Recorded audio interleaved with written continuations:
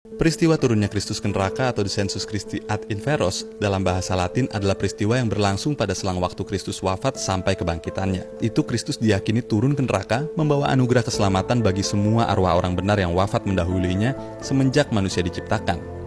Nah Jesiers, apa benar saat mati Yesus mengunjungi neraka? Sebelum lebih lanjut, yuk diklik dulu tombol like dan subscribe-nya ya. Selamat menyaksikan.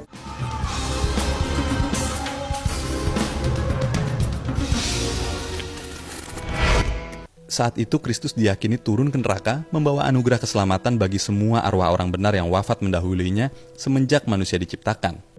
Neraka adalah tempat yang benar-benar ada.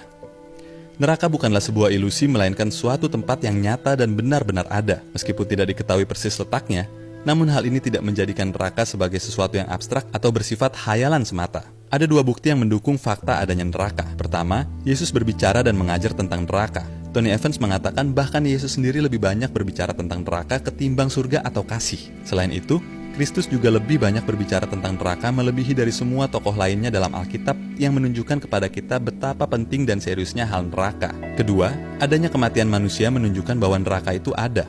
Penulis kitab Ibrani mengatakan, dan sama seperti manusia ditetapkan untuk mati hanya satu kali saja dan sesudah itu dihakimi, Ibrani 9 ayat 27. Kematian ada sebagai akibat dari dosa, Roma 6 ayat 23. Upah yang pantas bagi manusia yang berdosa adalah neraka. Kematian itu nyata dan setiap orang pasti mati.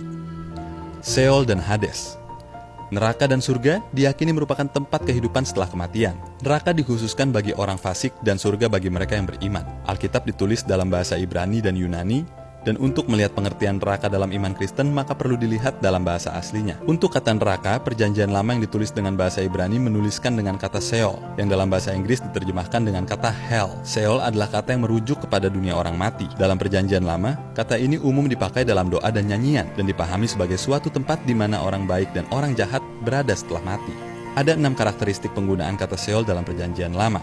Pertama, sebagai suatu tempat di mana tidak ada yang bisa lari dan menyelamatkan diri, Mazmur 89 ayat 48. Kedua, tempat yang tidak memberikan harapan bagi yang telah mati untuk kembali menjadi hidup, Ayub 7 ayat 9. Ketiga, tempat hampa akan pengetahuan dan hikmat, bahkan tak ada yang memuji Tuhan di sana, Pengkhotbah 9 ayat 10. Keempat, tempat bagi manusia setelah ia meninggal. Kelima, tempat di mana orang-orang jahat akan berada setelah meninggal. Dan keenam, Seol sebagai tempat yang menahan orang-orang benar, Ayub 21 ayat 13. Namun orang-orang tersebut akan ditebus oleh Tuhan, 1 Petrus 4 ayat 6. Seol adalah dunia bagi semua manusia setelah mati. Dalam keyakinan Yahudi, manusia yang berbuat baik serta manusia yang berbuat jahat akan bersama-sama ada di Seol. Akan tetapi, tidak semua manusia akan menetap di sana selamanya. Akan ada suatu masa di mana Tuhan menebus orang-orang yang diperhitungkan Tuhan